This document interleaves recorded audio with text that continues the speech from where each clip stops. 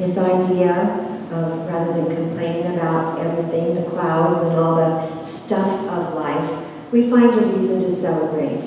We find a reason to find the good, the light, the sun shining within that thing, and then let that be the contribution that we bring into our experience. Let that, the beauty and the grace of that moment, be the thing that informs us. So all month we've been focusing, or we're going to be focusing, because this is our first Sunday, on this idea of the experience of being alive. We're all alive, right?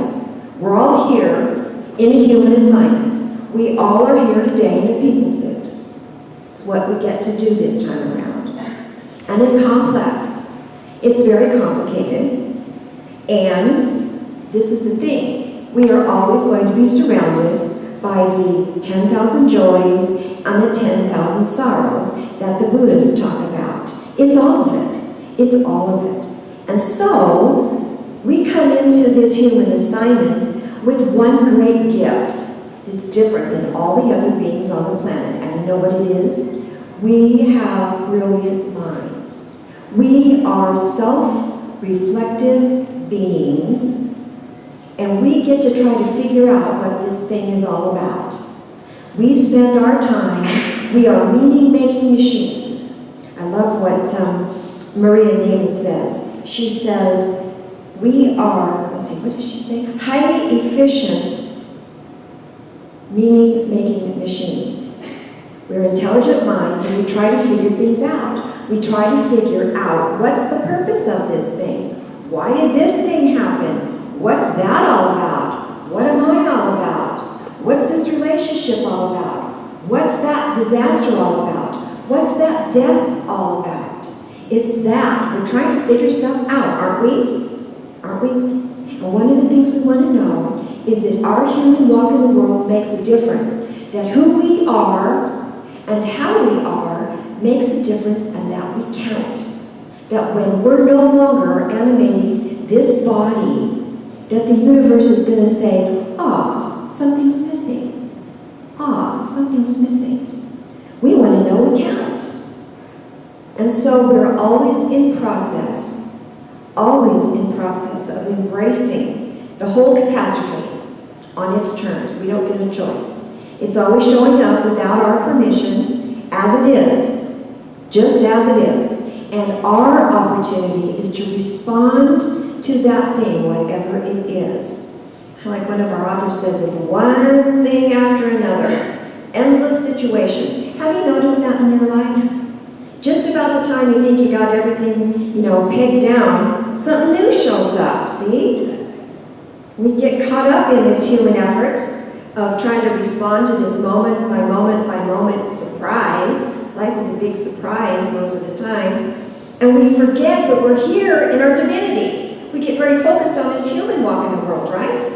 We forget that we're just part of the dynamic play of the universe. We're here to contribute our best selves to this thing that we call life. That's what our job is, you see. We're in this spiral of experience to be our highest and holiest self. That's our assignment.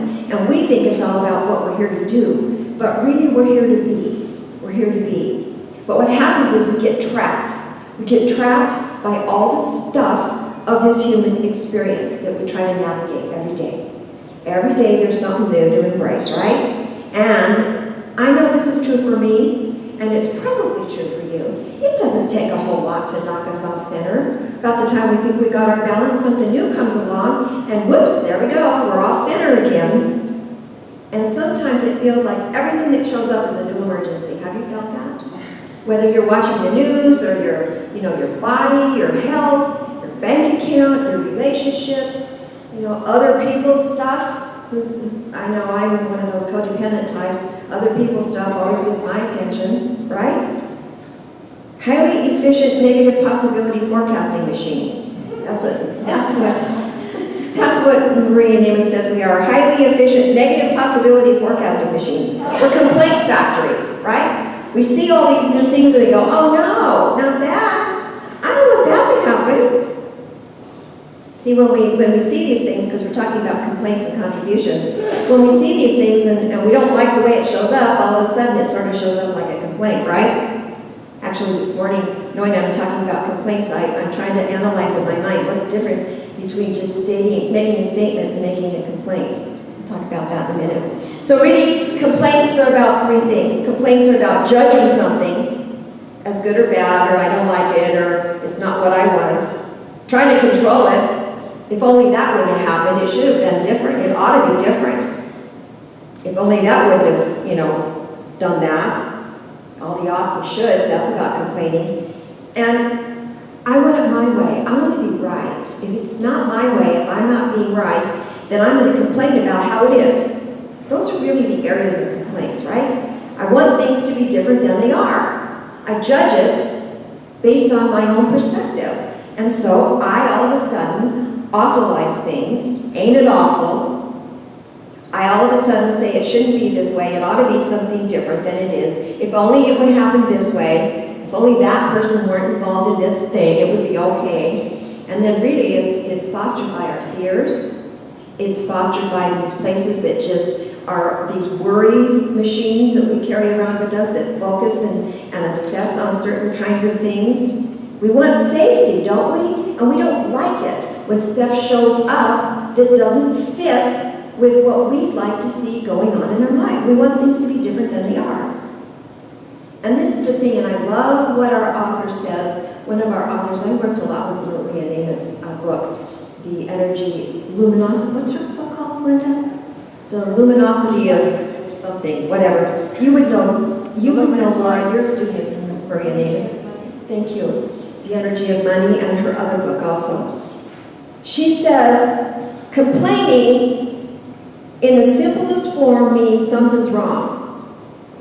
When we complain, it means something's wrong. So this morning, as I'm walking around going, oh my God, it's really humid, it's really humid. Well, I can't control that. So I'm going, is that a statement, it's really humid? But no, actually it was complaining because you know what? I don't like to sweat. And I don't like to be uncomfortable, so I think it was a complaint. It was a statement of fact because it is humid. But behind that is a complaint. I don't want it to be hot and sweaty in here, right? So really, when we complain, it means something's wrong. And guess what? The more we complain, the more we create a field of energy for ourselves that has us living in a field of something's wrong. So if your life doesn't feel blessed, you might take a look. Is your life all about something's wrong? Something's wrong. And sometimes it's a whole lot of somethings that you're complaining about all at the same time. And what I know about my life and what I know about modern day, just turn on the television, there's a whole lot of stuff out there to flame our complaints. Isn't that true? Fan the flames of our complaints, because there's always something out there pushing our button, sort of triggering us, sort of poking at us, to remind us things are not quite all right. Things are not quite all right. Something's wrong. Something's wrong here. You know what I'm talking about? And the more we react to that and don't stand back and observe it, we're going to be putting ourselves in that field of, yep, life sucks. Something's wrong. Nothing's working well. Everything is going to hell in a handbasket. You know what I mean? Yes. And what happens then is it creates stress. We live in a field of fear. It makes us sick. We're always sort of on the edge of anger. We're always on the edge of reacting to something with that knee-jerk reaction. Sometimes we even get a little bit mean-spirited around these things, right? We get wrapped up in that human drama and we forget that we have choices. Wait a minute. I don't have to feel this way. I don't have to be this way. Wait a minute. I don't have to complain about the humidity and the sweat. I can just accept it the way it is and be sweating with all these other people. They're not complaining. I'm complaining. They're not complaining. I don't have to feel this way. There are other ways of feeling and other ways of being with this thing, whatever it is. Because this is what I can tell you. We are always going to respond and act in ways that reflect what we're focusing on. So if I'm focusing on being hot and sweaty, guess what? My life is going to be a hot, sweaty mess. If I'm focusing on all of the drama of politics, guess what? My life is going to be filled with fear and anxiety. Do you know what I'm talking about? Something's wrong. So I have to learn how to observe myself, to develop the skill to see myself in action, to ask myself, is this a complaint or is this just mere statement? I've got to be able to shift the way that I'm being with these things that are getting in my way. Because I'll tell you something, complaints get in your way. Complaints get in your way. So the fact that we've got the opportunity and the capacity to shift the way we think about things, because you know what, we're always coming up to conclusions. Always. We are always manufacturing conclusions. That's what we do. We try to make meaning out of stuff. And sometimes we try to gather evidence to support our conclusions, right? We go around gathering evidence in every way we can to support the conclusion we've already come to. And our conclusions are usually in the form of some sort of complaint. And really for me, I want to live with my most high, most holy, most divine self showing forth, not that human complaint machine. I want to be present in the world in a contributing way, not a complaining way. Live with ease, live with focus, live with grace, not this other thing. I want to be beneficial. I want to let that generate my experience. Reclaim the capacity to express my holiness, my love, my kindness, my acceptance of the heat, whatever that thing is. And this is what matters. This is what matters at the soul level. And so I like one of our authors, she says, do I want to be known for my complaints or my contributions to life? What's important to me? Do I want to be a complaining person and set that field of energy that something's always wrong?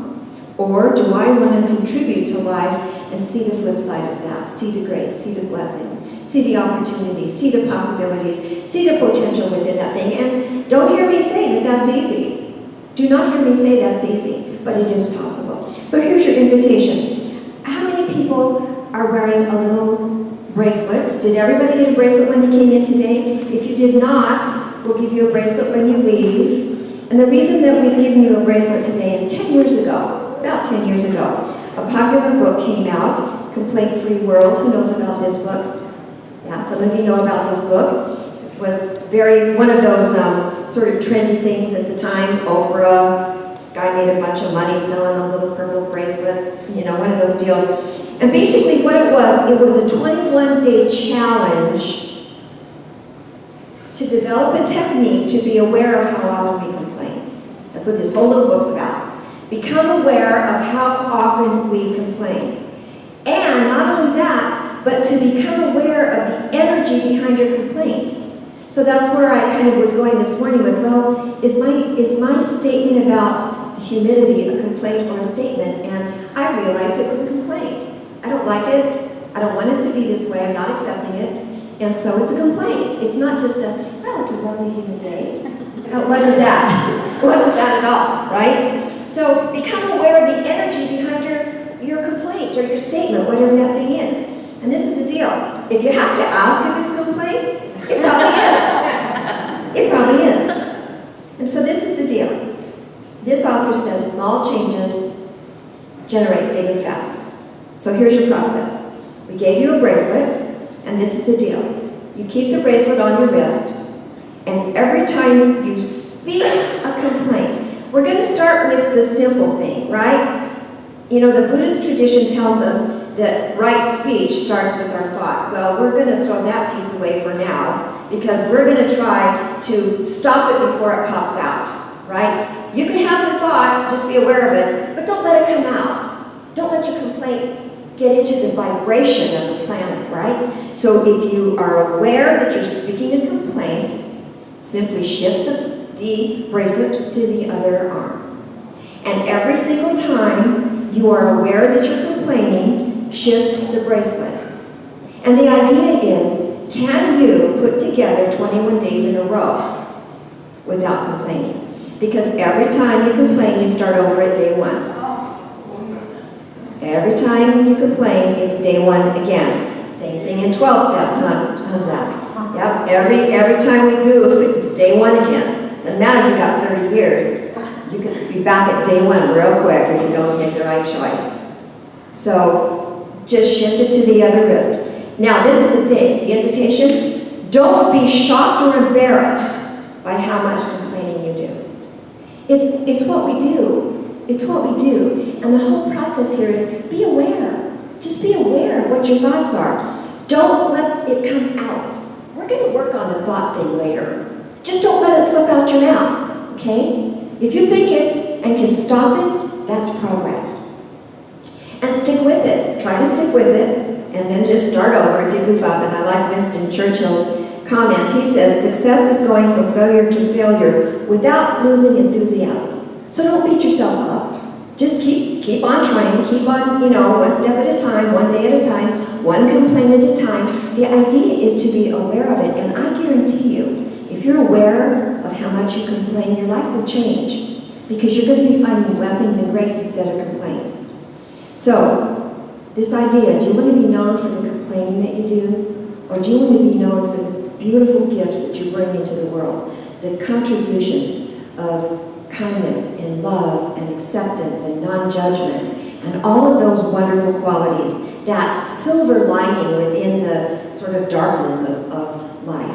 That's the invitation. You could be the one to start that field of energy that says everything's all right, not everything's wrong. There's something wrong here. So you can contribute the vibration of hope, of optimism, of love out into the world, and you can make a difference. Every one of us makes a difference. Thank you for listening.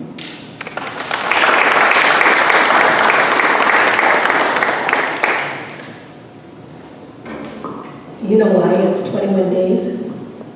Because in 21 days, your brain changes. It's a habit. It becomes a habit.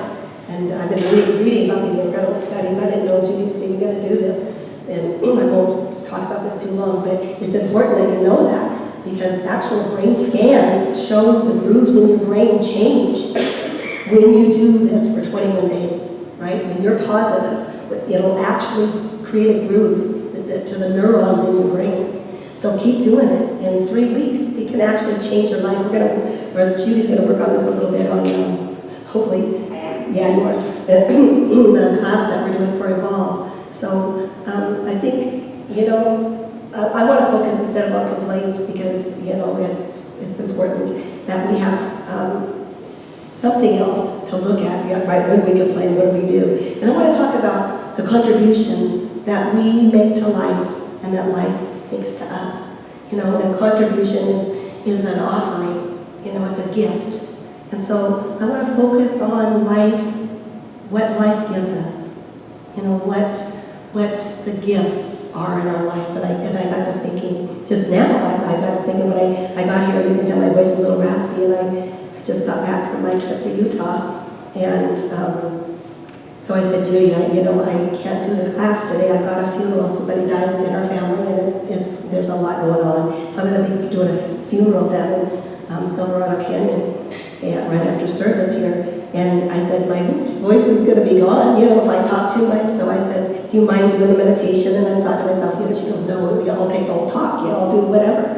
And that's a blessing. You understand what I'm saying? Is that she's a blessing to me this morning. You're a blessing, and I want us to open up to acknowledging the blessings in your life. I think we forget sometimes, because we are complaining so much over the way we want it to be. And I got to thinking, I took this trip to Utah, and we drove, and I saw the beautiful canyons, and it was so beautiful there that it awakened my eyes. We were on a nature preserve. Our condo was there, and it was the most gorgeous place that I've ever seen. I was with my family that I haven't seen for a long time, and I got to hug them, so I touched them. That was a blessing, We heard music, beautiful music. That's a blessing, right? That's a blessing. We tasted potatoes, Judy. Potatoes is a thing I like, but we tasted sweet fruit, things of the earth, there's so much, I guess is what I'm saying, in that I'm reminding, and I want you guys to tell me, somebody just tell me now what a blessing in your life is, so you can start thinking that way and getting the grooves in your brain moving. If I say a blessing is to be able to pet my little dog when I got home, what is one of your blessings? Please tell me. Color. Thank you. What is it? The color? Just color. The colors of the, I agree with you. They're so brilliant and pretty. What was a blessing in your life this morning, some of you? Air conditioning. Yes. Hey, David. Coming here, yes. Seeing you guys, what a blessing that is. When we're feeling low and we see, I love it. When I'm doing a talk sometimes, and you guys smile at me. Oh my God, it feels so good. It's like I want to keep going, right? If I see this, I'm going, oh God, I better hurry up. Yeah, louder. Waking up. Yeah, if you wake up, that's a good thing, right? There's so much that we don't think about. And that's what I want you guys to do, is kind of think about what life has contributed to you. And now I want to talk about what you can contribute to life. You can call life each other. That's life. The universe, God. What is that? What is it? And it's all of it. What are we contributing? Because sometimes I think that we take, and we take, and we take, and I notice in my life sometimes I've taken the beauty, and I've listened to music, and I've done everything that I want to do. What have I given back? And that's what I think is so important. If we're going to talk about, all we do is complain, then what we need to be able to do is see a bigger picture and start looking at the blessings and giving thanks for our blessings, giving thanks for everything in our life. Because I know that life works with give and receive. You guys know that, it can be the law of attraction, the law of karma, whatever it is. It's putting it out there and it comes back to us, So, and I don't even think that's a good way to look at it, really, because I think we should just be grateful because we're grateful, not that we're going to get something back, but we do get it back, because you can't outgive God. You can't outgive the universe. You just can't do it. It doesn't work that way. See, we've lived for a reason. Every one of you have lived for a reason. You were born for a reason. There's nobody here that was just, oh, God popped down here, or you grew through. I don't believe God popped anybody down here. I think we grew through the universe. We evolved to be who we are. And there's a reason that you are where you are. There's nobody here that's not worthy of that. That's what I know, that God just doesn't make mistakes. And we're here not just to take, not just to take. My dad used to say he knew people had a handout all the time. And sometimes we do. But we're here to give, we're here to receive, we're here to be open to receiving too. That's important, to do it all. But what I know is that we need to make a contribution to life. We need to make that contribution. What would happen if we just gave ourselves away every day? I heard a saying once that said, I want to be used up when I die. I want to be all used up. And I don't think that's possible. Because I think the more that we make a contribution by smiling at somebody, by hugging somebody, by loving somebody, we get it all back again. So it's kind of this cycle. So there's never a way to use it all up. There's never a way, because it just keeps replenishing itself, So I guess what I'm talking about, you guys, is about attitude. It's about having this attitude towards life of, thank you, God. I'm born. Sometimes it's difficult, sometimes I complain, but that's okay. Pat yourself on the back, you're human, and it's kind of hard, But it's about, being open, being aware of the blessings in your life. So, I thought there's so many ways we contribute to life. I can name almost all of you the way that you contribute. But the four main things that are important to me, the way I contribute, is through gratitude. It's through what we talked about. It's about being able to be this person that is grateful for everything. When I went to Utah, the reason I went was because my niece had her 50th birthday party. And she is an amazing, conscious woman. She turned 50, and she had a choice with the money she had to go to Iceland or to throw a party for the people that she loved. So what she did was she invited the people all throughout her life that were part of her life for her birthday, right? So she had, people that she'd known lifetimes. She had people that she played volleyball with. She had people that she worked with. She had family. So every area of her life that she turned 50, people were there. And she threw them this amazing party where, the food was wonderful. She decorated it beautiful. All the senses, were there. I'm talking about the music. Everything was beautiful. And she said, thank you for being in my life. And I thought, wow, that makes me want to change my birthday. I think we all should change our birthdays when you think about it. Instead of waiting for people to give us something, we need to give something back to you guys, right? I look at them and think, Judy, we need to do that. Because, we're turning big numbers here. And I'm thinking, you are part of my life. Thank you, universe. You have contributed to life by loving me. I love that. So, I'm thinking there's so much, and we don't have to contribute money. That's not, I shouldn't say that, because that's always good too, and you have your chance today. But I'm talking about more. Money's good, but it's nothing like your heart, right? So when we're contributing gratitude to life, wow. And intimacy is the next thing. Wow, intimacy with life, what does that mean? That means just knowing life, finding out what's going on in somebody's life, letting people know you matter, right? Letting the earth know that it matters when you see a can or something on the ground, picking it up, putting it away, trash. Being intimate, not just walking by and not noticing the flowers, walking by and not noticing somebody else. Have you been on the elevator and everybody's just like this? And you kind of look up. What if you just talked to somebody and contributed a hello to somebody?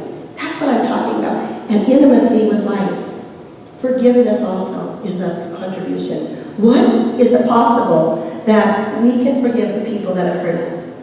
That we can really do that? Because I know that's really hard for a lot of people. That we can let it go instead of perpetuating the hurt. By letting go and just loving, we change and we put a vibration into the universe. To let go and love. That's a contribution. If somebody is angry with me and my family, I'm learning now, instead of defending myself, to let them be mad and to love them anyway and forget and to try to understand them.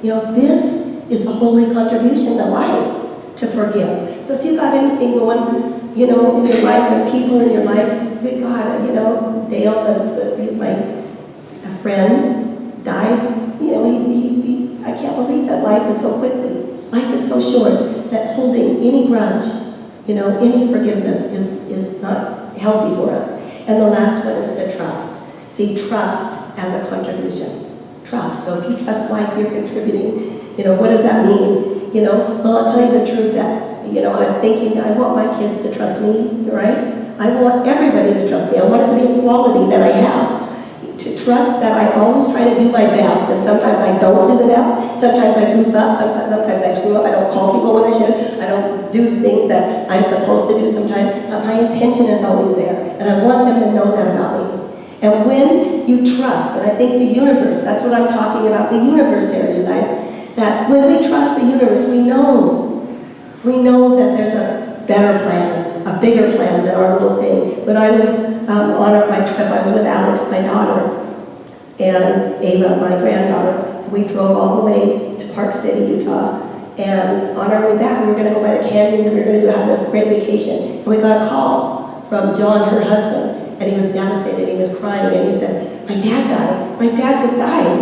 And Alex is driving, and I'm next to her, and she starts to cry, and I'm going, "Pull over, what's going on?" So she pulls over the side of the road, and they talk, and she goes, "We'll be right there." Well, we were 15 hours away, so we drove all the way through. It was a long trip with a little kid, too. It was just very, difficult trip. But here's what I know is that why, if the universe, we can trust the universe, why did that happen right then? Why wasn't Alex there with John? But the truth is that it turned out so beautifully because John had time, those 15 hours that Alex and Ava weren't there, to be with his mom and to be with his sister, and the three of them connected deeply. They were there for each other, and it would have been so much harder with Alex and the little baby there. So, the universe has a plan. I guess that's what I'm saying. That's the contribution, is to trust. Trust what's going on in your life, that it's okay. Don't complain about it. Just say it's all right. It will work. Things have a way of winding around, and becoming back to your heart. They always do. Everything that happens is for your growth. Remember that, So the truth is that was a good day for Dale to die. That was a good day. He was sick, and, at the our first gripe was, that's not a good day. This can't happen when you're far away. But it was a perfect day because the universe knows. The universe knows. So, what is it in your life right now that you can contribute? What can you leave here today and contribute to the universe? You've already contributed by being here today. I can tell you that much. You mean a lot to Judy and I, and just to see your faces. And sometimes it's hard to come on Sundays, and you do anyway. So thank you. I'm really grateful for all of you. So what can you contribute? Gratitude, intimacy, forgiveness, trust, Let that be our prayer every day, that our hearts are open to those 4 qualities. And my biggest prayer for you is may we live our life in contribution for these abundant blessings that life gives us. Thank you so much.